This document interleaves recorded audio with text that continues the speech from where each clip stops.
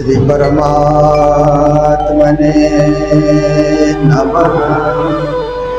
श्री गुरु चरण कमलेभ्यो नमः। आनंदकंदं प्रभुदेव चंद्रं व्रजे स्वरूपे न पुरापि जातं। प्रविश्य प्राप्तं प्रियप्राणनाथं परेशपूर्णं सततं नमामि। ब्रह्मा प्रियाय गरणाय जातं सर्वस्वपाता भवसिन्धुत्राता। विज्ञानदाता निज धर्मदाता दिनैकबन्धो शरणं प्रपद्ये। दिनैकबन्धो शरणं प्रपद्ये। मंगल कृष्ण प्रणाम है मंगल धर्म प्रकाशम। मंगल सुंदर सात है मंगल धाम उजास। मंगल सुंदर सात है मंगल धाम उजास। बोलो वृंदावन बिहारी लाल की। श्री सतगुरु महाराज की। श्री प्राणनाथ प्यारे की। महारानी बाईचुराज की। महाराजा छत्रसाल की। जी मंगलदास महाराज की। श्री कृष्ण प्रणामी धर्म की। तीनोरी धाम की। सर्व सुंदर साथ की। मीठा मीठा है मेरे श्री राज जी का नाम। मीठा मीठा है मेरे श्री राज जी का नाम।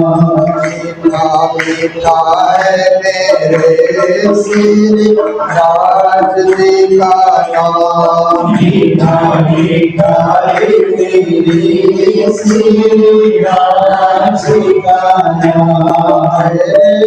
राज्य का नाम मेरे धनी का नाम। मेरे राज्य का नाम मेरे धनी का नाम। मीठा मीठा है मेरे श्री राज जी का नाम। मीठा मीठा है मेरे श्री राज जी का नाम। मीठा मीठा है मेरे श्री पिया जी का नाम। मीठा मीठा है मेरे श्री पिया जी का नाम।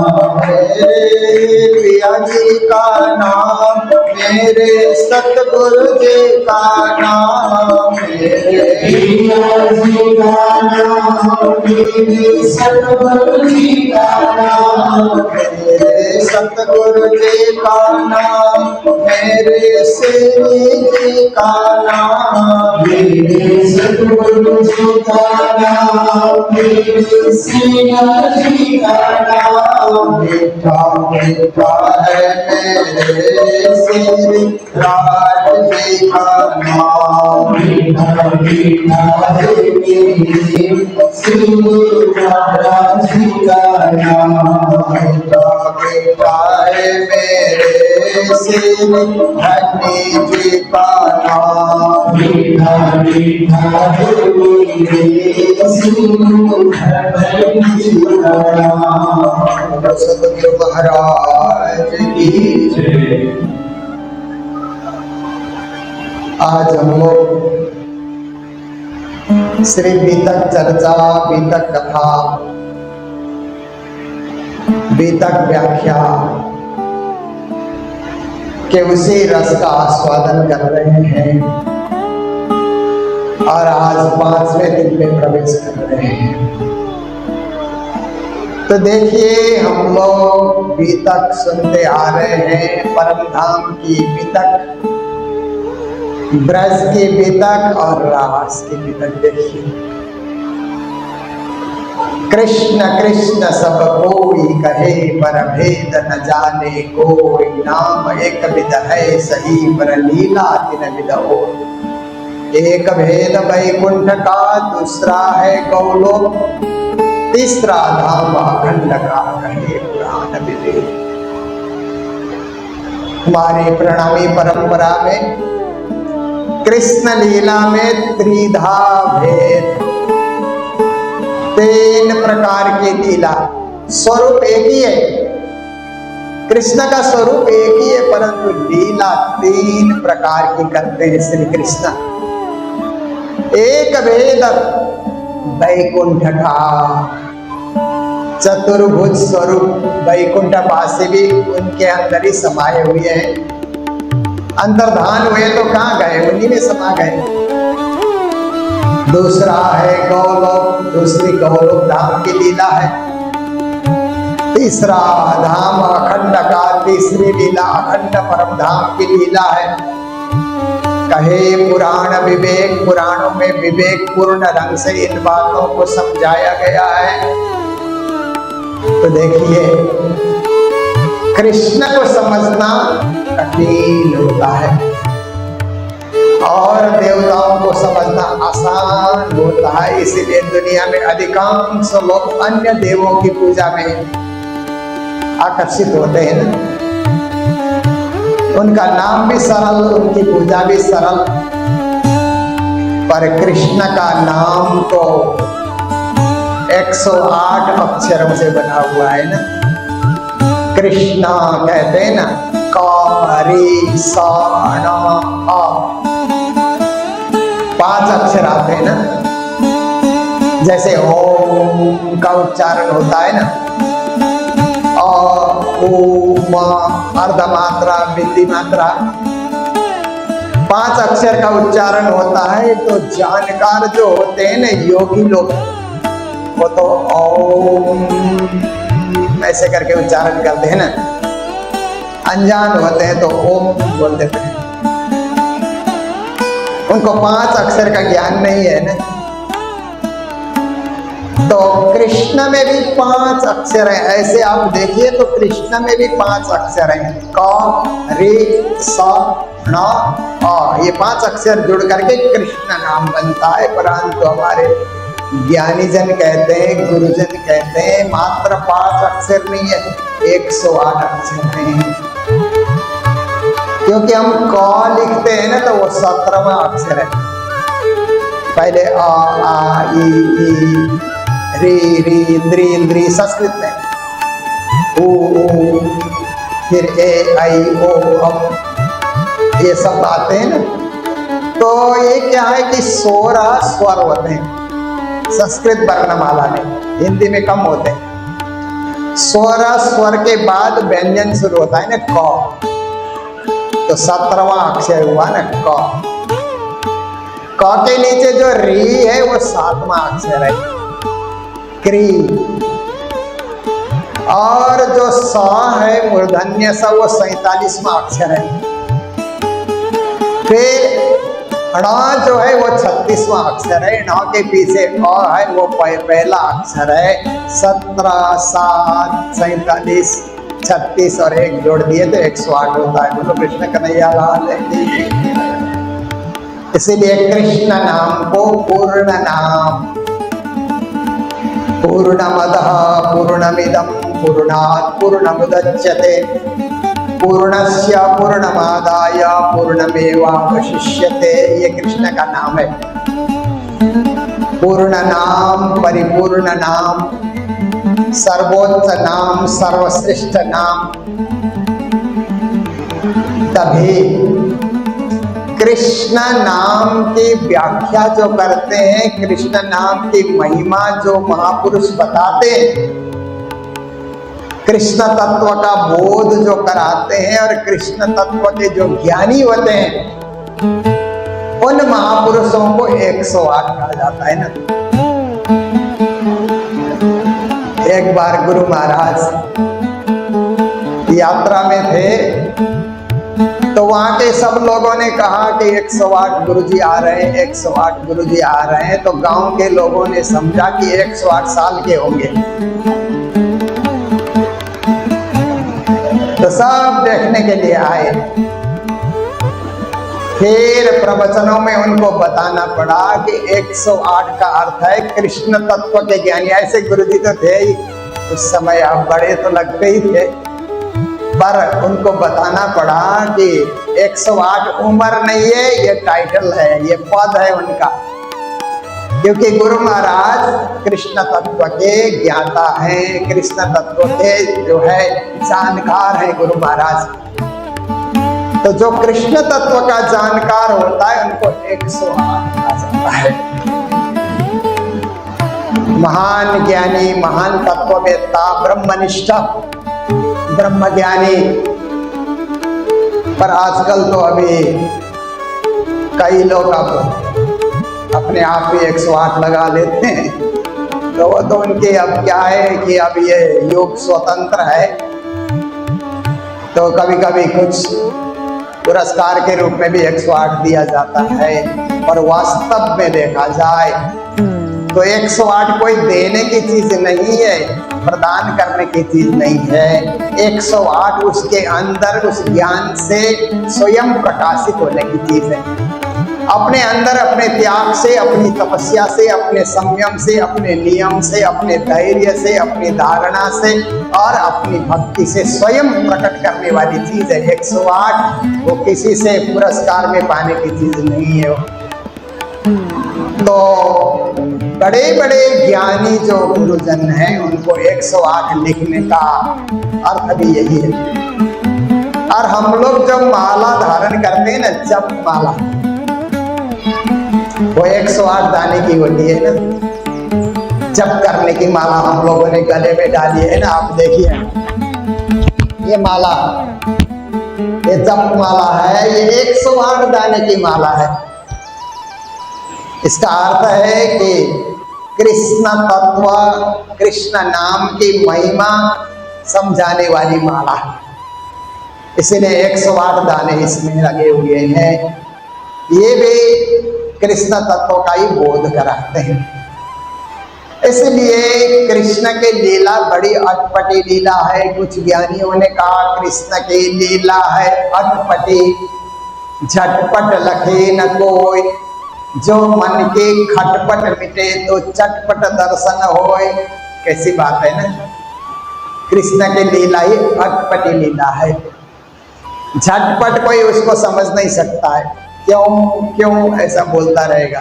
कृष्ण ने माखन चोरी की तो क्यों बोलेगा, वस्त्र हरण किया क्यों, इंद्र की पूजा छुड़ाई क्यों, और कृष्ण ने रासलीला की क्यों, ऐसे करता रहेगा।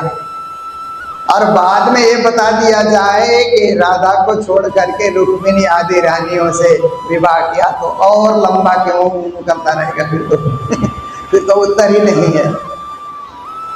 इसीलिए कृष्ण की लीला अटपटी, झटपट लगे न कोई, झटपट कोई उसको समझ नहीं सकता है। जो मन की खटपट मिटे, मन की खटपट क्या है, तर्क वितर्क, तर्क वितर्क को मिटा देना होगा। क्योंकि परमात्मा से अनुराग जोड़ना है, परमात्मा के साथ हृदय को जोड़ना है, तो तर्क वितर्क से परमात्मा नहीं मिलते हैं। सत्य को तर्क से नहीं परखा जाता है, सत्य सत्य है, उसमें तर्क करने की क्या जरूरत है। तो मन के खटपट को मिटा दे तो चटपट दर्शन होए, फटाफट उसको कृष्ण के दर्शन हो जाते हैं, कृष्ण भक्ति से जुड़ जाता है और कृष्ण के उस दिव्य परम धाम को पाता है। तो श्री कृष्ण ने 11 वर्ष और 52 दिन तापी से पहुंचे वृंदावन, तहां जाए के बेन बजाई, सखियां सबे लई बुलाई। 11 वर्ष 52 दिन तक ब्रज लीला दिखाई। इसलिए भागवत में 11 समस्तत्र गुणार्ची सबलो वसत, ऐसे श्लोक कहता है। 11 वर्ष तक कृष्ण में एक गुण शक्ति विद्यमान थी, वही परम धाम की शक्ति। फिर रास का रस तो कल आप लोगों ने बहुत पिया है। रसानाम समूह रास कहते हैं, जो रसों का समूह है उसको रास कहा जाता है। और रास का तो कोई अंत नहीं है, वो भक्ति का रस है, प्रेम का रस है, भावना का रस है, समर्पण का रस है, और परात्पर परब्रह्म को प्राप्ति करने का भी रस है। तो ऐसे रास महारास केवल ब्रह्म की स्वामिनी में हुई, उसको सबलिक ब्रह्म के महाकारण में स्थायित्व दिया जाता है। आज भी वहाँ रास है। और ब्रजलीला को कारण शरीर में स्थायित्व दिया जाता है।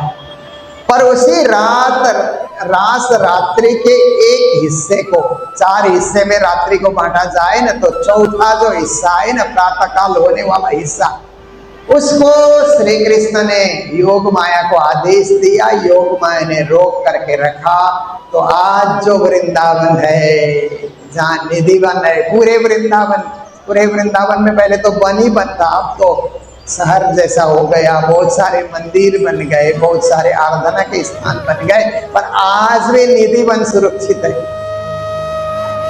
वहां पर जो वृक्ष है ना, सब ऐसे क्या है कि बंस के ध्वनि सुन करके वो सारे के सारे वहां पर लहलहा रहे हैं, और सारे के सारे जैसे कि नाच रहे हैं, सारे वृक्ष नृत्य कर रहे हैं, ऐसी स्थिति देखने को मिलती है। आज भी आप दर्शन करने जाइए।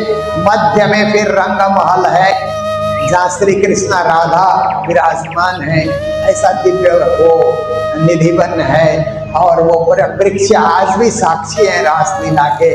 उसी रासलीला के दर्शन में वेद ऋचा सखियों को सम्मिलित किया गया, उनकी सुरता को सम्मिलित किया गया। पहले ब्रह्म सृष्टि के सुरता ने रास देखी, अब वेद ऋचा के सुरताओं को सम्मिलित किया गया। और उसी रास के दर्शन के लिए भगवान शंकर भोलेनाथ वे अपने पार्वती जी को साथ में लेकर के दर्शन करने आए थे।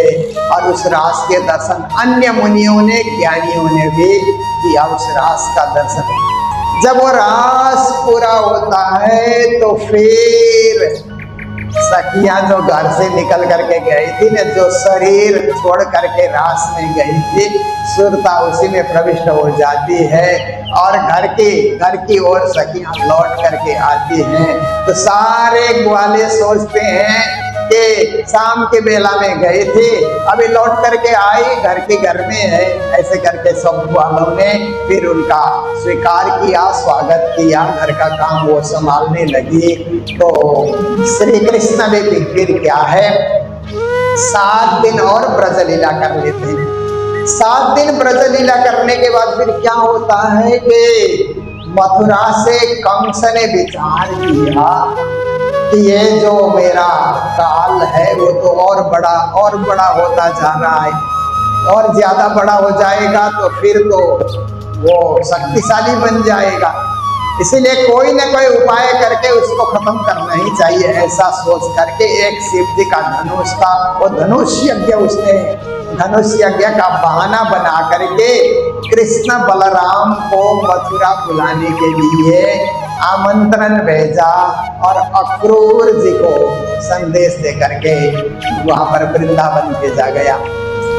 तो अक्रूर जी वहां से आते हैं तो सब गोपियों को पता लगा प्रेम तो वही है, सुरता बदली तो क्या हुआ, प्रेम वही है, स्वरूप वही है, शरीर वही है, भावना वही है, भक्ति वही है। सब गोपियों को लगा कि कृष्ण को लेने के लिए, मथुरा लेने के लिए अक्रूर आ रहे हैं। तो गोपियों ने आपस में बातें की कि अरे इसका नाम अक्रूर किसने रखा, हमारे श्याम सुंदर को छीन करके ले जा रहा है, इसको तो क्रूर बोलना चाहिए। जो क्रूर होता है वही किसी के प्रेमी को छीन करके ले जाता है। अक्रूर कभी ऐसा नहीं करता, भूल से किसी ने इसका नाम अक्रूर रख दिया। तो अक्रूर आए, नंद बाबा के घर में पहुंचे, यशोदा मैया से मिले। कृष्ण बलराम भी बहुत खुश हैं कि कंस महाराज ने बुलाया है और धनुष यज्ञ की तैयारी चल रही है। तो कृष्ण और बलराम भी तैयार हो गए, कल सुबह चलना है यहाँ से। और वहीं से रथ लेकर के आए हैं। रथ में सवार होकर के कृष्ण बलराम को जाना है मथुरा की ओर। तो बड़ी खुशी से कृष्ण बलराम तैयार हुए, पर मैया यशोदा का मन नहीं मानता है। उस समय मैया यशोदा ने फिर कृष्ण के लिए अपने हाथ से बने हुए भोजन व्यंजन मिठाइयाँ मथुरा जाकर के किसी के हाथ का नहीं खाना, क्योंकि शहर के लोग जो होते हैं ना वो शुद्धता से नहीं बनाते, और शहर के जो लोग होते हैं उनके हाथ का खाने से क्या है कि स्वास्थ्य भी ठीक नहीं होता है, बुद्धि भी ठीक नहीं रहती है। इसीलिए वहाँ मेरे हाथ का ही सब कुछ खाना। तो कृष्ण के लिए सब सामग्री तैयार कर देती है। सुबह सुबह होते ही रथ में बलराम श्री कृष्ण बैठ जाते हैं, अक्रूर जी रथ को आगे बढ़ाते हैं।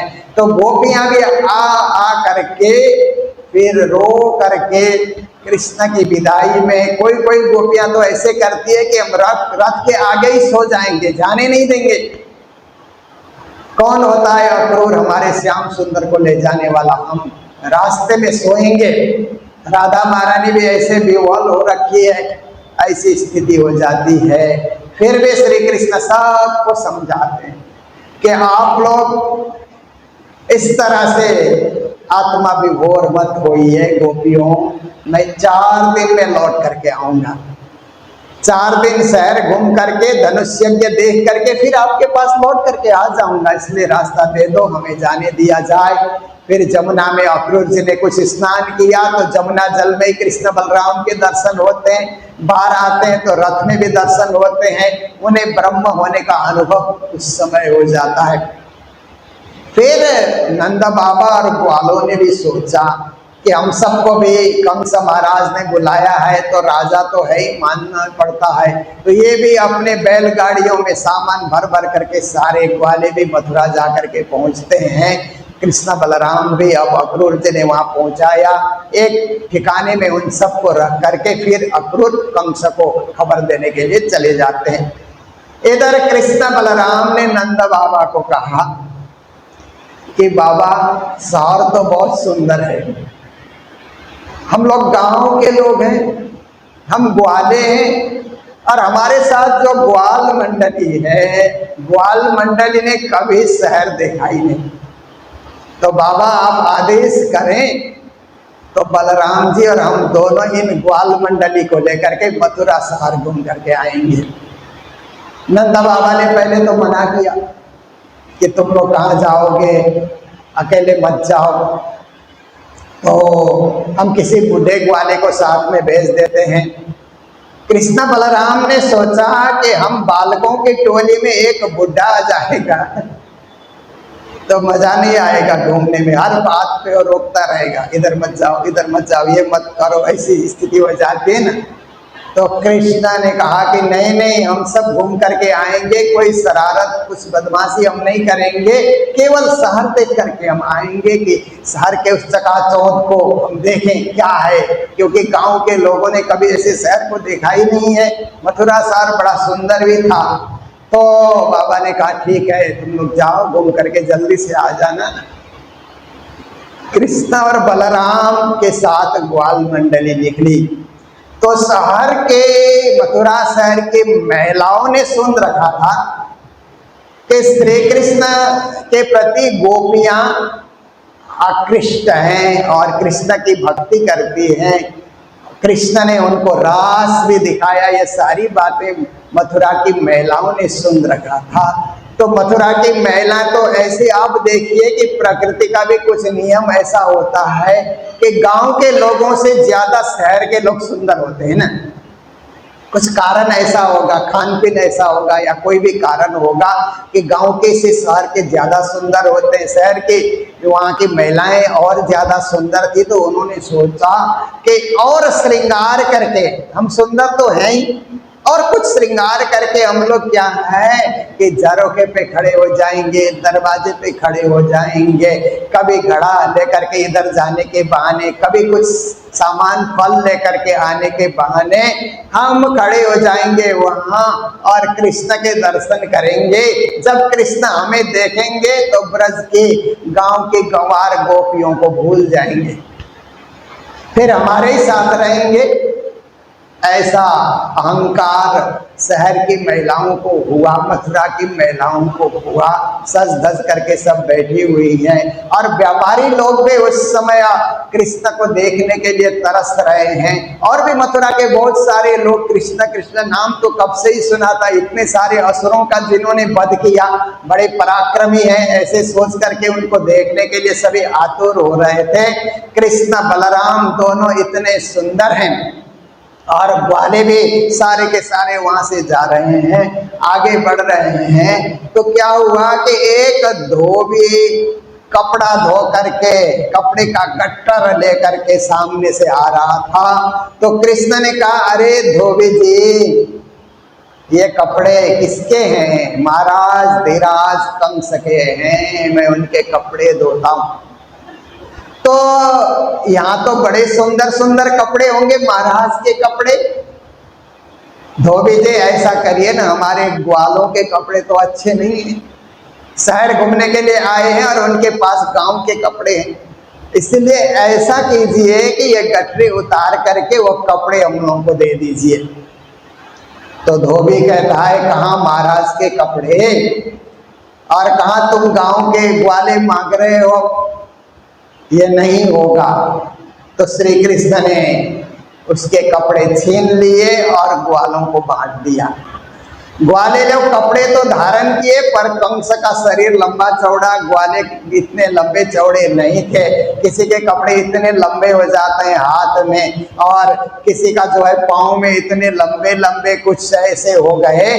तो आगे जाने के बाद एक दर्जी मिला, उसको श्री कृष्ण ने कहा कि ये जो कपड़े हैं ये जो है शरीर के हिसाब से नहीं है, आप दर्जी हैं, इनको काट करके सही ढंग से सिल दो।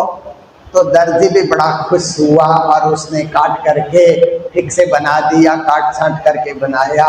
तो फिर दर्जी कहता है कि हे श्री कृष्णा, आपके कपड़े मैं नहीं काटूंगा।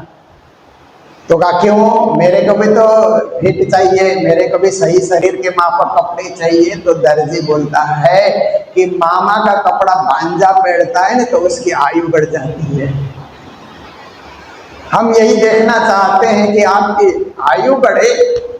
इसका मतलब है कि मथुरावासी भी कृष्ण का राज आए चाहते थे, कंस का राज का अंत हो, ऐसे मथुरावासी भी चाहते थे। कुछ आगे बढ़े तो एक कुब्जा, टेढ़ी, लूली, लंगड़ी, 8 जगह से टेढ़ी है, हाथ में चंदन की कटोरी लेकर के चल रही है।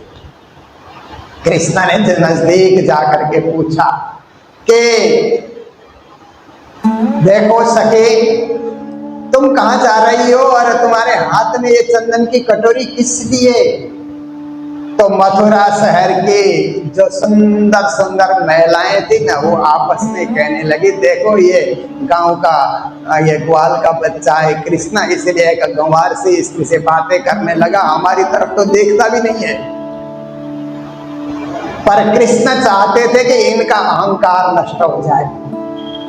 कृष्णा, उनके हृदय में भक्ति होती तो कृष्ण जरूर देखते, पर उनको तो रूप का अहंकार था ना, परमात्मा अहंकार को तो नष्ट कर ही देते हैं। उनकी ओर ध्यान नहीं दिया, कुब्जा से बातें करने लगे तो उनको बड़ी ईर्ष्या हुई कि हमारी ओर तो एक नजर भी नहीं देखा इसने, और ये जो है कुब्जा स्त्री से बातें कर रहा है। ठहरा गांव का, तो गांव के लोग तो गांव के लोग जैसे यही बात करते हैं ऐसी बातें करती है।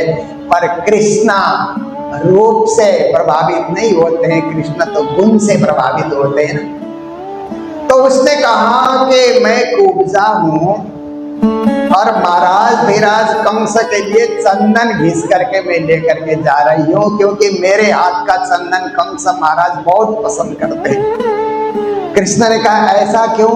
तो कहती है कि मेरे हाथ दोनों लूले हैं, तो लूले हाथ से चंदन की लकड़ी को मैं जब घिसती हूँ ना, तो धीरे धीरे धीरे मैं घिसती हूँ तो बहुत मुलायम चंदन निकल करके आता है।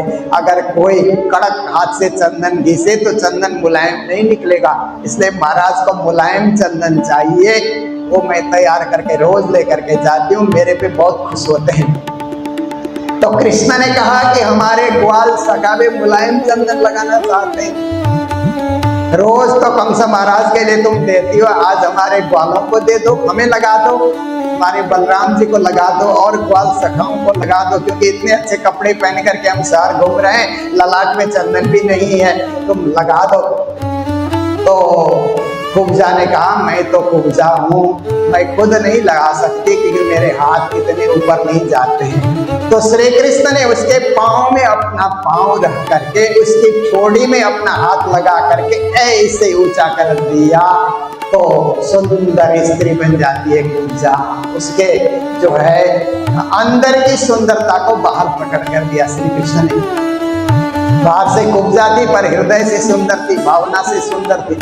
श्री कृष्ण ने ऐसा करके उसके अंदर की सुंदरता को बाहर प्रकट कर दिया, तो सुंदर स्त्री हो गई। चंदन उसने लगाया, अपने घर में आने के लिए कृष्ण को आमंत्रण भी दिया, और इतना हो जाने के बाद जहाँ धनुष तैयार किया था वहाँ श्री कृष्ण बलराम पहुंचे, और वहाँ पर जो रक्षक लोग थे वहाँ पर रक्षक लोग अंदर जाने मना कर रहे थे। कृष्ण बलराम कहाँ रुकने वाले थे, अंदर भी चले गए, धनुष भी उठा लिया, टुकड़ा भी कर दिया उसको, और इसके बाद फिर हंसते हुए लौट करके इधर नंद बाबा के पास लौट करके आए। तो नंद बाबा कहते हैं सही सलामत आए हो ना, कहीं कुछ तुम लोगों ने बदमाशी तो नहीं की। पर कंस के दरबार तक बात पहुंची कि धनुष भी तोड़ा गया है। कंस को डर भी हो गया मन ही मन कि वो कोई साधारण बालक नहीं है, ऐसा लगता है। तो दूसरे दिन कंस ने क्या किया कि मल्ल युद्ध की तैयारी रखी। चांडूर, मुष्टिक, सल, कौशल नाम के कंस के पास बड़े युद्ध लड़ने वाले, कुश्ती लड़ने वाले 4 वो जो है पहलवान थे, उनको तैयार किया, और दरवाजे पे कुबेलापेड़ नाम के एक हाथी जो बहुत बलशाली हाथी था उसको तैनात किया कि कृष्ण बलराम मल्ल युद्ध में जैसे ही आएंगे तो हाथी उनको पकड़ करके पटक देगा, दोनों मर जाएंगे। कहीं वहां से बच के निकले तो ये 4 मल्ल के साथ भिड़ंत जब किया जाएगा तो कृष्ण बलराम वहीं पर उनका अंत हो जाएगा। ये सोच रहा था कंस। अपना सिंहासन बना करके वो बैठा हुआ है, और मल्ल युद्ध देखने के लिए सारे मथुरावासी आए हुए हैं। नंद बाबा सहित ब्रज के ग्वाल और जो भी ब्रज से गए हुए थे वो भी वहां सब देखने के लिए तैयारी है। कृष्ण बलराम गए, और क्या किया कि कुबेलापेड़ हाथी ने जैसे ही अपने सूंड को आगे बढ़ाया तो कृष्ण ने उसको सूंड में पकड़ करके ऐसे घुमा करके उसको पटक दिया। अंदर चले गए, मल्ल युद्ध शुरू होता है। ये तो भागवत में लंबी कथा आती है, परंतु मैं संक्षिप्त में बता रहा हूँ क्योंकि कृष्ण की त्रिधा लीला आपके समक्ष रखते हुए सदगुरु का प्राकट्य भी आज ही करेंगे। तो देखिए कि मल्ल युद्ध में कृष्ण बलराम ने उन चाणूर, मुष्टिक, सल, कौशल सबको मैदान में सुला दिया। इतना होने के बाद श्री कृष्ण दौड़ करके सिंहासन में गए और केस पकड़ करके कंस को भी जमीन में पटक दिया, उसके ऊपर खुद कूद गए, उसका भी वही अंत हो जाता है। कंस का वध हो गया, कंस का वध हो गया। ये बात जब फैले तो सारे मथुरा शहर के व्यापारी और मथुरा में जो भी लोग रहते थे सब खुश हो गए कि पाप का अंत हो गया, पाप का अंत हो गया, ऐसा सब लोग बोलने लगे। इसने बहुत पाप किए थे, ऐसा करके भी लोग बोलने लगे। फिर श्री कृष्ण ने सोचा कि मेरा कर्तव्य है कि वसुदेव और देवकी मेरे माता पिता बंधन में है, उनका बंधन खोल देना चाहिए। तो सबसे पहले वसुदेव देवकी से मिलने गए, उनको प्रणाम किया। प्रणाम करने के बाद जो हथकड़ी और सब उनको बांधा गया था वो श्री कृष्ण ने खोल दिया, उनको मुक्त किया। फिर उग्रसेन को भी बंदी बना करके रखा था कंस ने, उग्रसेन को भी वहां से मुक्त किया। और राजा के बिना देश कैसे चलेगा, इसलिए उग्रसेन को ही फिर राजा के रूप में श्री कृष्ण ने स्थापित किया वहां पर कृष्ण बलराम जी ने। और इतना होने के बाद फिर नंद बाबा और ग्वालों को कहा कि चलो जमुना किनारे जाकर के स्नान करते हैं, क्योंकि इतने देर मल्ल युद्ध होता रहा, ये सब कार्य करते रहे। तो जमुना किनारे जाकर के श्री कृष्ण ग्वाल वेश उतारते हैं और राज वेश धारण करते हैं। जब ग्वाल बागे को, जब राज बागे को कियो श्रृंगार, तब बल पराक्रम ना रहे लगार। प्राणनाथ जी कहते हैं ना, राजवेश धारण किया। अब गौलोकीय शक्ति भी गौलोक धाम लौटती है, क्योंकि कंस का वध करने के लिए गौलोकीय शक्ति आई हुई थी। तो पहले रास करने के बाद परमधाम का जोश परमधाम चला गया। कंस वध होने के बाद गौलोकीय शक्ति गौलोक जाती है, और केवल विष्णु भगवान के चतुर्व्यूह शक्ति कृष्ण में व्याप्त है। पर उन्हीं दिनों में फिर वसुदेव जी ने सोचा कि मैंने तो बालक का यज्ञोपवीत संस्कार भी नहीं किया, नामकरण में भी मैं नहीं था, तो कम से कम यज्ञोपवीत तो कराऊं। तो उन्होंने जनेऊ धारण कराने का ये कार्य कराया। उसके बाद फिर जनेऊ धारण करते ही उस समय ये रीत थे कि गुरुकुल में जाकर के विद्या अध्ययन करना पड़ता था। तो सांदीपनि के गुरुकुल में 64 दिन श्री कृष्ण बलराम रहे, और 64 प्रकार की विद्याएं उन्होंने सीखी। उनको क्या सीखना है, उन्होंने देखा, जाना, एक गुरु को मान्यता दी कि संसार में गुरु से बड़ा कहीं नहीं होता है। भगवान भी आए तो गुरु धारण करना पड़ता है। ये मान्यता देने के लिए 64 दिन तक वहां रहे। उनके मृतक पुत्र को भी गुरु भेंट के रूप में वापस ला करके उनके सामने हाजिर कर दिया। इतना होते ही कंस की 2 पत्नियां थी, अस्थि और प्राप्ति नाम की। उन दोनों ने जाकर के अपने पिता जरासिंध को कहा, जो पटना का राजा था, पाटलिपुत्र का, कि हमारे पति का वध कर दिया कृष्ण बलराम ने। तो जरासिंध ने फिर अपनी सेना सजा करके मथुरा के ऊपर आक्रमण की तैयारी की। तो श्री कृष्ण मथुरा की रक्षा में ही रहे। अब नंद बाबा तो जब राजबागा धारण किया तो नंद बाबा सब गांव में चले गए। वहां गए कि मैं ये सब जिम्मेदारी है, इसलिए मुझे तो यही रहना पड़ेगा।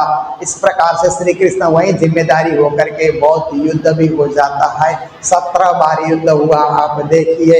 फिर श्री कृष्ण ने देखा कि अब तो जरासिंध ब्राह्मणों से वेद पाठ करा करके विजयी होने के लिए आ रहा है, तो ब्राह्मणों की इज्जत बचाने के लिए, वेद की मर्यादा रक्षा के लिए श्री कृष्ण वहां से फिर क्या है कि द्वारिकापुर चले जाते हैं।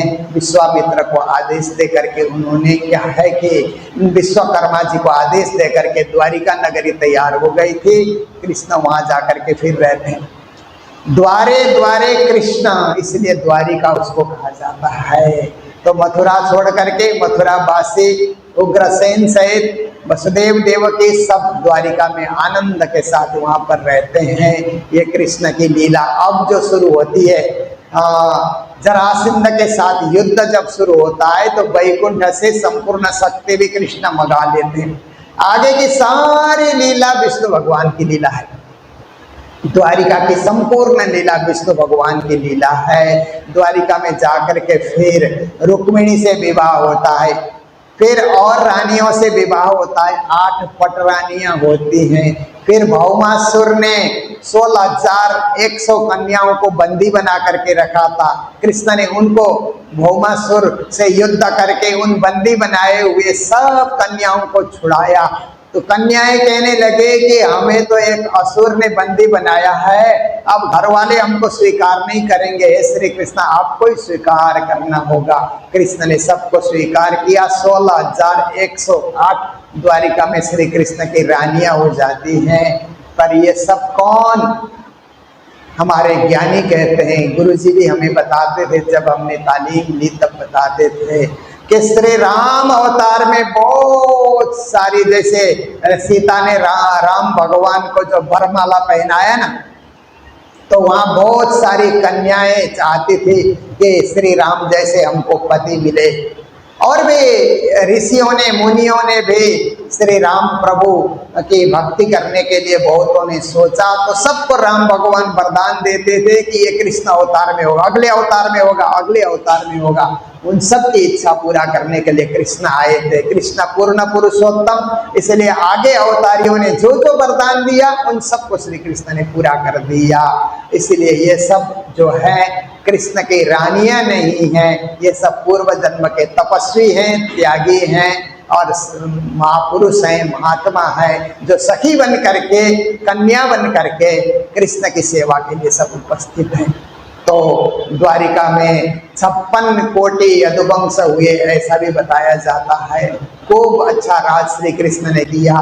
फिर आकर के इधर जो है, जब महाभारत की युद्ध की तैयारी हो गई तो अर्जुन का साथ दे करके श्री कृष्ण ने गीता का ज्ञान भी सुनाया। देखिए, कृष्ण का जो गीता ज्ञान है, विश्व में दर्शन शास्त्र में सबसे बड़ा दर्शन शास्त्र माना जाता है। विश्व भर के फिलोसोफर, विश्व भर के दार्शनिक कहते हैं कि गीता के समान कोई दर्शन शास्त्र नहीं है।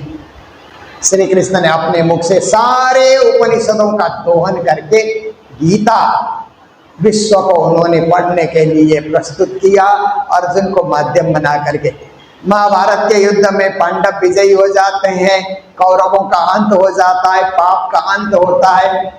कृष्ण का आगमन ही इसलिए हुआ है।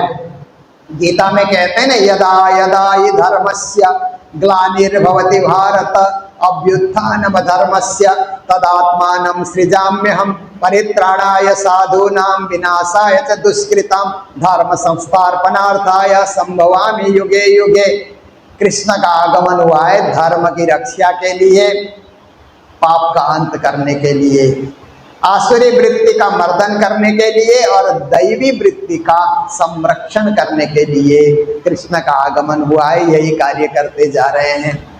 फिर मथुरा के लीला, द्वारिका के लीला सब पूरी हो जाती है तो मथुरा द्वारिका लीला कर जाए पहुंचे विष्णु वैकुंठ घर। प्राणनाथ जी प्रकट वाणी में कहते हैं कि सारी लीला पूरी हो जाती है तो श्री कृष्ण क्या है कि फिर 56 कोटि यदुवंशियों को भी आपस में लड़ा करके उनको भी अपने अपने लोक में भेज देते हैं जिस जिस लोक से आए थे। उसके बाद श्री कृष्ण का अंतिम समय जब आता है तो क्या करते हैं कि देखते हैं कि अब कोई भक्त तो बचा नहीं, तो श्री कृष्ण क्या है कि प्रवास पाटन क्षेत्र में जाकर के उस वृक्ष के नीचे बैठ करके अपने जो है ऐसे लेट करके अपने पाँव के ऊपर दूसरा पाँव चढ़ा करके ऐसे पाँव हिलाते हुए कोई भक्त बचा है मेरे दर्शनों के लिए तो आए, ऐसा सोच रहे थे।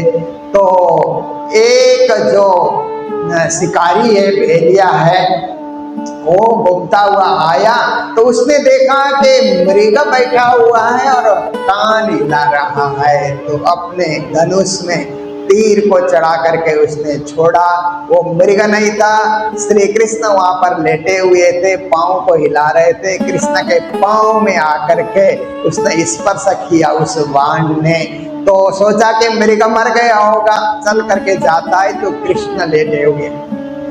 फिर वो बहुत पछताता है कि मेरे से भूल हो गई प्रभु, लोग तो आपके पूजा करते हैं, मैंने बाण का प्रहार किया, मुझे क्षमा कीजिए क्षमा कीजिए। तो कृष्ण ने कहा मैं तुम्हारी ही प्रतीक्षा कर रहा था, क्योंकि तुम पूर्व जन्म में बाली के रूप में थे और मैंने छुप करके बाण मारा था और इसको भी मुझे पूरा करना था, तुमने अपना कार्य पूरा किया, इसलिए आज तुम क्षमा याचना कर रहे हो तो तुम्हें वही लोक दिया जाएगा जो हमारे भक्तों को मिलता है। क्योंकि अपिचित सुदुराचारो भजते माम अनन्य भाग साधुरेव समन्तव्यो सम्यक व्यवसितो ईशा।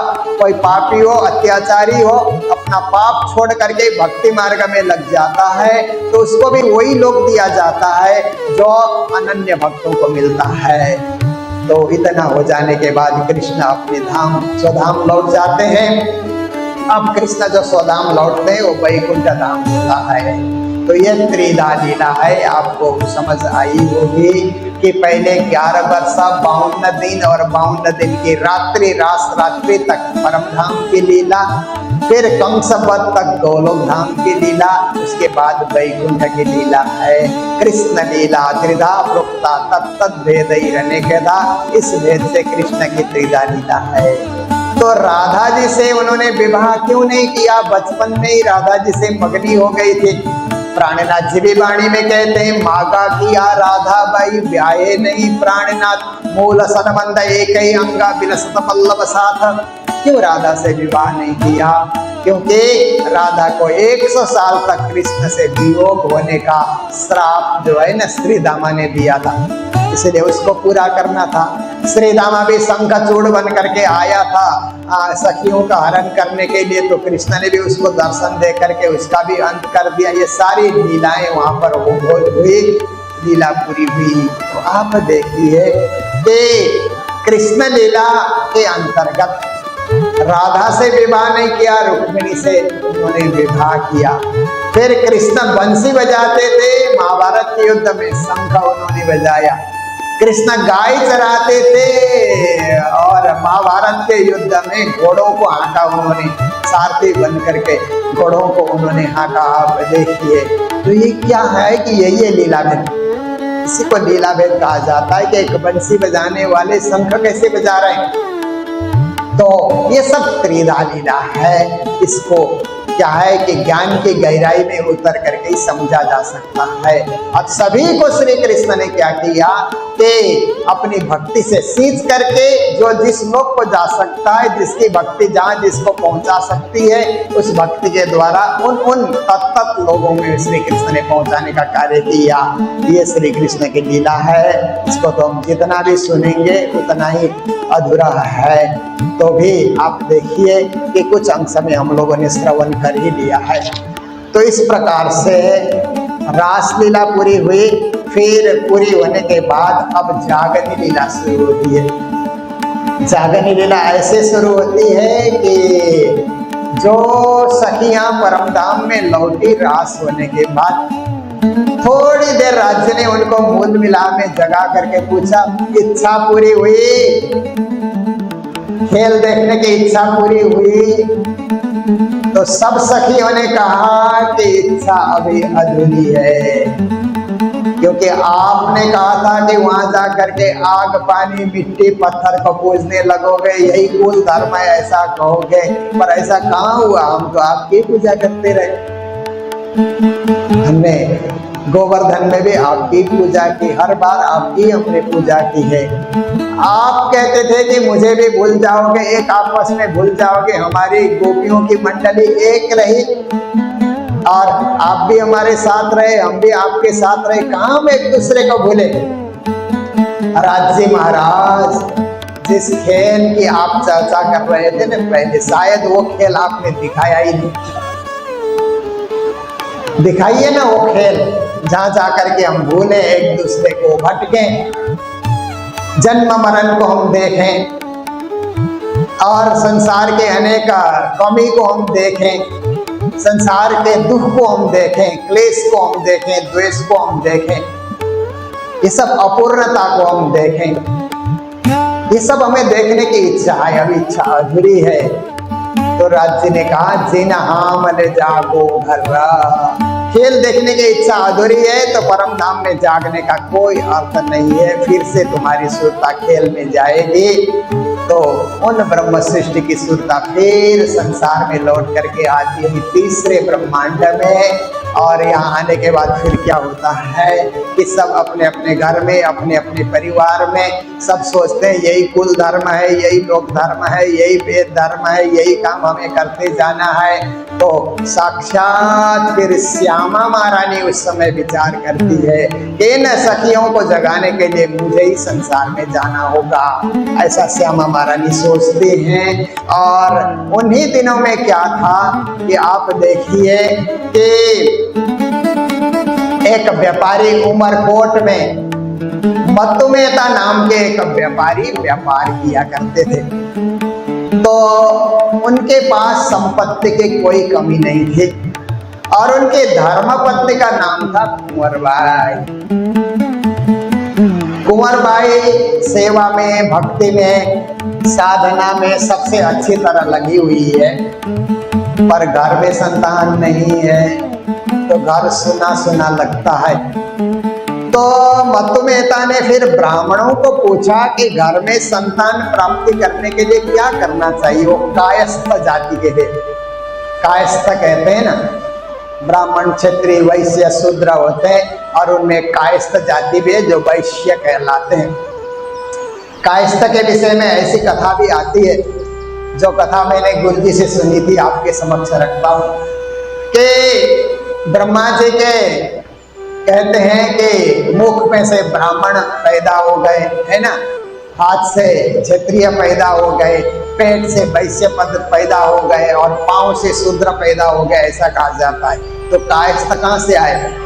तो कहते हैं कि एक दिन ब्रह्मा जी सृष्टि करने के लिए तपस्या में बैठे थे, तो घोर तप कर रहे थे, तो उनके ललाट में से पसीना, क्योंकि गर्मी होती है तो पसीना तो स्वाभाविक है आना, तो पसीना की एक बूंद जो है टपकी और जमीन में जाकर के पसीना टपकते ही जमीन का स्पर्श होते ही एक बालक पैदा हो गया।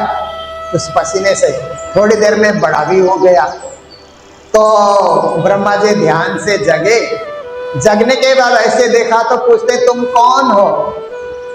तो लड़का हंसते हुए कहता है, अरे आप मुझे पूछते हैं कि तुम कौन हो, मैं तो आपके काया में ही था, वहीं से तो प्रकट हुआ हूँ। अच्छा, तुम मेरे काया में था, वहां से प्रकट हुआ, इसका मतलब तुम कायस्थ है, काया में स्थित रहने वाला। तो लड़का कहता है कि मैं क्या करूं, कहां जाऊं? तो ब्रह्मा जी ने कहा कि धर्मराज के पास जो चित्रगुप्त है ना, धर्मराज्य के पास कार्यकर्ता की कमी है, तो एक जगह खाली है चित्रगुप्त की, तुम जाओ और चित्रगुप्त बन करके लोगों के कर्म का हिसाब किताब रखो। और चित्रगुप्त मैंने नाम इसलिए दिया है कि लोग छुप छुप करके भी पाप करते हैं, तो तुम चित्र खींचना, तुम्हारे में ऐसी शक्ति रहेगी कि छुप छुप करके भी लोग जो कर्म करेंगे ना उसके चित्र तुम उतार कर रखना, किसी को दिखाना नहीं।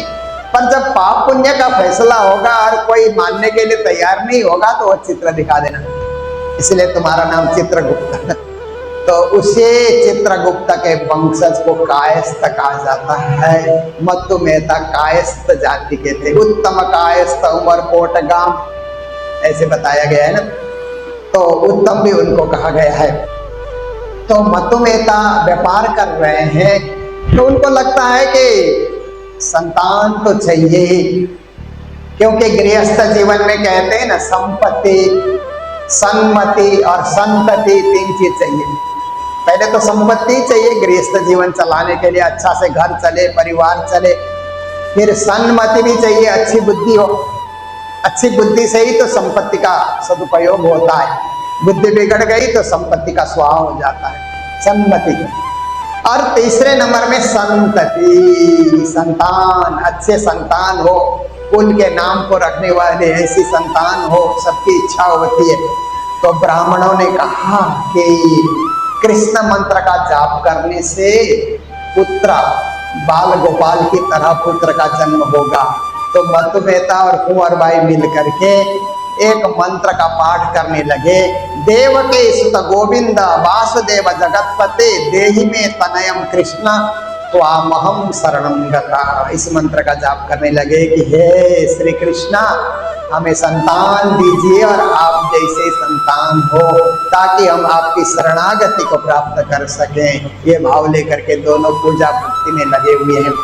फिर उसके बाद क्या होता है कि समय व्यतीत होता गया, पति पत्नी दोनों मिल करके बाल मुकुंद की पूजा करते हैं, और ऐसे ही बाल गोपाल हमारे यहाँ भी होना चाहिए, ये भाव रखते हैं।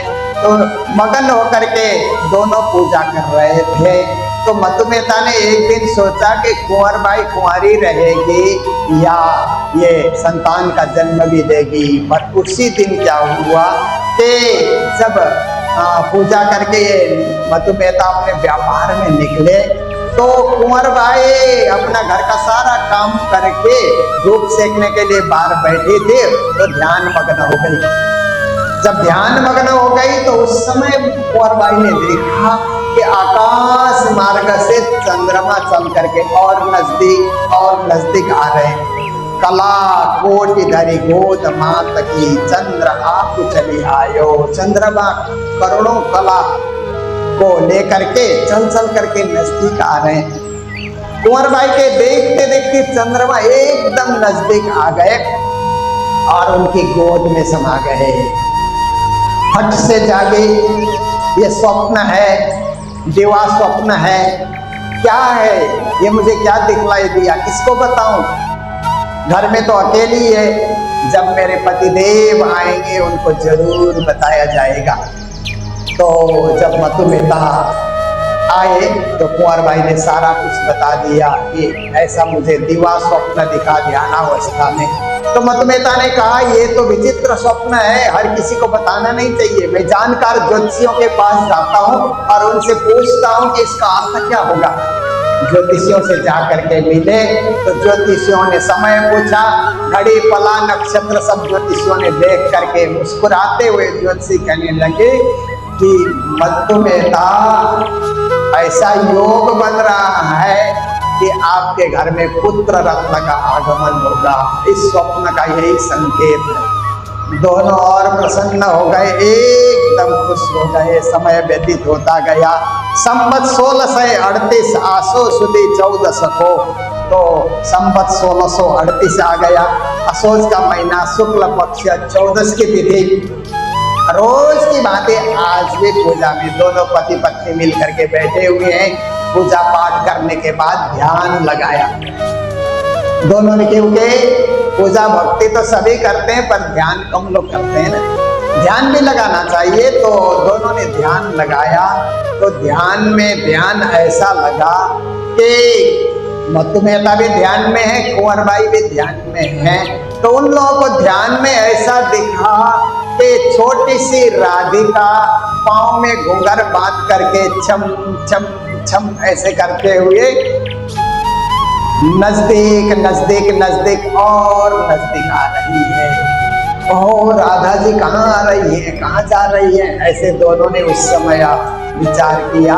तो एकदम नजदीक राधा जी आकर के फिर कहती है कि हे पिताजी, हे माताजी, ऐसा करके राधा जी ने संबोधन किया। तो मतुमेता को ऐसा लगा कि वो बृषभान है और कुंवर भाई को ऐसा लगा कि वो कीर्ति है। राधा जी के माता पिता हे माता हे पिता कहते ही पूर्व जन्म की याद आई। तो राधा जी ने कहा कि हे माता पिता, आप दोनों के यहाँ मैं दोबारा आ रही हूँ, पर इस बार मैं आऊंगी तो मैं पुरुष रूप में आऊंगी, क्योंकि रास करते करते कृष्ण अंतर्धान हो गए तो मुझे कृष्ण बन करके और रास लीला को आगे बढ़ाना पड़ा। मैंने पुरुष का बाना धारण किया, इसलिए मेरे मन में एक पुरुष लीला करने की जो इच्छा बनी हुई है उसको पूर्ण करने के लिए आप दोनों के यहाँ मैं पुत्र रूप में आ रही हूँ। इतना राधा जी ने कहा और देखते देखते अंतर्धान हो गई। जब राधा जी अंतर्धान हो जाती है तो संवत 1638 आसो सुदी 14 को जन्मदिन श्री देवचंद जी आए प्रकटे मारवाड़ में। उसी समय माता कुंवर बाई के गर्भ से एक बालक का जन्म होता है। बोलो कृष्ण कन्हैया लाल की, सद्गुरु महाराज के, श्री प्राणनाथ प्यारे, जय जय श्री देवचंद्र राज राज प्यारे, जय जय श्री देवचंद्र जय जय श्री देवचंद्र राज राज प्यारे,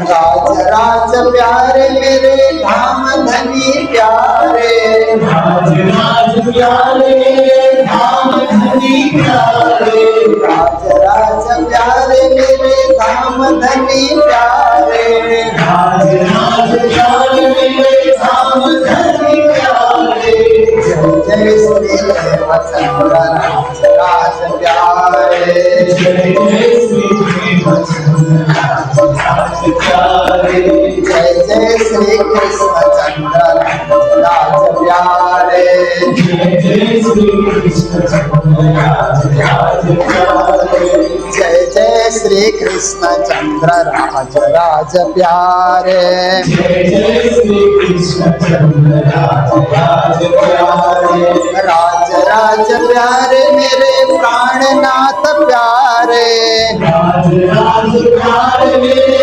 प्राणनाथ प्यारे, प्राणनाथ नाथ प्यारे मेरे धाम धनी प्यारे, नाथ प्यारे धाम धनी प्यारे, जय श्री देवचंद्र राज प्यारे, जय श्री देवचंद्र राज प्यारे, राज प्यारे, राज प्यारे, धनी प्यारे, धाम धनी प्यारे, धाम धनी प्यारे, धाम धनी प्यारे। कन्हैया लाल की, सतगुरु महाराज की। जब जन्मे मारवाड़ में घर आनंद नर नार, यह बताई ब्रह्मांड में त्रिगुण समेत विस्तार। लाला से महाराज दिखते हैं कि जब सदगुरु का आगमन हुआ, प्राकट्य हुआ, तो घर में बड़ा आनंद उत्सव हो गया। मत्तु मेहता के घर में पूरे उमरकोट के लोग बधाइयां देने के लिए आए। मात्र मनुष्य बधाई देने नहीं आए, स्वर्ग के देवता भी फूल लेकर के, साक्षात श्यामा महारानी आ रही है पुरुष लीला करने के लिए, भाव लेकर के, वो भी पुष्प वृष्टि करने के लिए आकाश मार्ग से चल करके आए। ब्रह्मांड में बधाइयां हुई। तो इस प्रकार से कुंवरबाई माता को बालक के जन्म के समय में जो कष्ट होता है प्रसव पीड़ा का, जरा भी अनुभव नहीं हुआ, क्योंकि वो तो सबको सुख देने के लिए आए हैं, तो माता को कष्ट क्यों देंगे। इसके बाद फिर बालक के जन्म के बाद जैसे भी विधि विधियां होती है, उस विधि विधियों का पालन करते हुए नालद छेदन, स्नान कराना आदि आदि सब कार्य होने के बाद फिर मत्तु मेहता ने सोचा कि ज्योतिषियों को जरूर खबर कर देना चाहिए, क्योंकि उनकी भविष्यवाणी पूरी हुई है, तो उन्हें बताना चाहिए। तो ज्योतिषियों को जा करके उन्होंने खबर किया, तो ज्योतिषी कहने लगे, मत्तु मेहता जी, हम नामकरण संस्कार के लिए खुद व खुद चल करके आएंगे। नामकरण संस्कार का दिन आया, पूरी तैयारी हुई, तो ज्योतिषियों ने कहा कि चंद्रमा गोद में समाते हुए स्वप्न आया, इसलिए इनका नाम चंद्र रखा जाता है। परंतु ये देव पुरुष है, देवताओं में भी श्रेष्ठ, ऐसे ये परम पुरुष हैं, इसलिए इनका नाम मात्र चंद्र नहीं, देवचंद्र। देवताओं में भी पूज्य रहेंगे, सब में, मानव में तो पूज्य रहेंगे, देवताओं में भी पूज्य रहेंगे, इसलिए इनका नाम देवचंद्र रखा जाता है। ऐसा उन्होंने नामकरण संस्कार कर दिया। बोलो श्री देवचंद्र जी महाराज की, सतगुरु महाराज की, आद्य सतगुरु श्री देवचंद्र जी महाराज की। तो फिर शुक्ल पक्ष के चंद्रमा की भांति उनका शरीर बढ़ने लगा। आप शुक्ल पक्ष के चंद्रमा देखें ना, आज से कल बढ़े, परसों बढ़े और बढ़े, पूर्णमासी के दिन तो पूरे जो है सकल कला से परिपूर्ण हो जाते हैं ना, ऐसे देवचंद्र जी महाराज का शरीर भी बढ़ रहा है। 1 महीने के, 2 महीने के, 6 महीने के, साल भर के, 2 साल के, 3 साल के हो जाते हैं। तो माता पूजा में जाती है, क्योंकि निष्ठा तो नहीं छूटी, वही पूजा, वही भक्ति, माता वही पूजा में जाती है। बाल मुकुंद की पूजा में देवचंद्र जी महाराज भी तोतली भाषा बोलने लगे, फिर और भाषा बोलने लगे कि उनको और अच्छी भाषा आ गई। पूजा में देवचंद्र जी महाराज भी माता के साथ जाते हैं, बैठ जाते हैं, माता पूजा करती है, भोग धराती है। तो आज भी माता ने भोग धराया, दूध की कटोरी। भोग धराने के बाद आओ जी मन मोहन प्यारे, सुख सबो मंग दीजे वाला हमारा भोग धराया उन्होंने। और भोग धराने के बाद फिर पर्दा खोला, तो दूध के कटोरे में जितना दूध भोग धराया था उतना ही दूध है। देवचंद्र जी महाराज ने तोतली भाषा में पूछा कि माँ, आपने बाल मुकुंद को भोग तो धराया दूध की कटोरी पर, क्या उन्होंने ग्रहण नहीं किया? तो माँ कहती है, बेटे मैं तो वर्षों से पूजा कर रही हूँ, परंतु कभी बाल मुकुंद ने मेरे हाथ से मेरे चढ़ाए भोग व्यंजन को ग्रहण नहीं किया है। मुझे लगता है कि तुम भी बाल मुकुंद की तरह हो। तुम भी बालक हो और बाल मुकुंद भी बालक हैं, शायद तुम भोग धराओ तो बाल मुकुंद जी ग्रहण कर जाएं। तो श्री देवचंद जी महाराज ने दूध की कटोरी लेकर के बाल मुकुंद के सामने उन्होंने हाजिर किया। तो उसी मूर्ति में से साक्षात बाल मुकुंद श्री कृष्ण प्रकट होकर के दूध पी जाते हैं कटोरी से। बोलो कृष्ण कन्हैया लाल की। माँ इतना गदगद हो गई, प्रसन्न चित्त हो गई कि कब से मैं बाल मुकुंद की पूजा कर रही थी, कभी साक्षात दर्शन नहीं हुए थे। आज मेरे पुत्र के कारण बाल मुकुंद के साक्षात दर्शन हुए। धन्य है। मधुमेता को भी बताया और कहते हैं हमारे बालक कोई साधारण बालक नहीं, पर थोड़ी देर में लगता है कि ये तो हमारे ही पुत्र है, माया के वशीभूत हो जाते हैं। ऐसे करते हुए श्री देवचंद्र जी महाराज जब 7 साल के हो जाते हैं तो गांव के लड़के उनके साथ ही खेलना पसंद करते हैं। जब देखो लड़कों की मंडली उनके साथ खेलती है, देवचंद्र जी महाराज के साथ खेलने से एक दैवी खेल का अनुभव होता है। उन्हें खेलते तो बच्चे जैसे ही वैसे ही खेलते हैं, परंतु एक दैविक लीला का अनुभव होता है। खेलते खेलते शाम हो गई तो मरघट जहाँ लोगों को दफनाया जाता है, जलाया जाता है, ऐसे मरघट के पास पहुंचे तो शाम की बेला में भूत प्रेत वहां खड़े हो गए। कोई सुअर की तरह जोर जोर से चिल्ला रहा है, कोई और जानवर की तरह चिल्ला रहा है, कोई भेड़ की तरह वहां दिखलाई दे रहे हैं, कोई शेर का रूप धारण किए हुए हैं, कोई और रूप में भयंकर जो है आवाज कर रहे हैं। तो गांव के लड़के डर गए, कहते देवचंद्र लौटे हम लोग लौटे, यहाँ तो सब भूत प्रकट हो रहे हैं शाम की बेला में।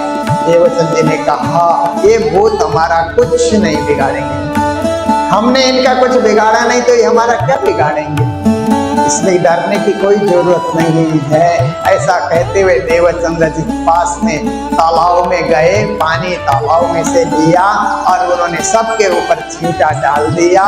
तो भूत का शरीर उनका छूट गया, देवता का शरीर उनको मिला और देव लोग जाने लगे। तो जाते जाते कहते हैं धन्य है देवचंद्रा, हम तो भूत प्रेत बन करके अपने इस पाप को भोग रहे थे, परंतु आपके हाथ से जल का जो छींटा मिला, उस पुण्य जल के छींटे से हमारा ये भूत का शरीर छूट गया, हम प्रेत योनि से मुक्त हो गए, देव योनि को प्राप्त करके अपने अपने लोगों को जा रहे हैं। धन्य है, धन्य है, धन्य है। तो गांव के बालकों ने आकर के घर घर में अपने माता पिता को बताया कि देवचंद्र जी तो साधारण बालक नहीं है। एक दिन इन्होंने क्या किया, बाल मुकुंद को दूध पिलाया, आज भूतों को मोक्ष दे दिया इन्होंने। तो गांव के लोग भी देवचंद्र जी महाराज के दर्शनों के लिए बड़ी भीड़ घर में होने लगी।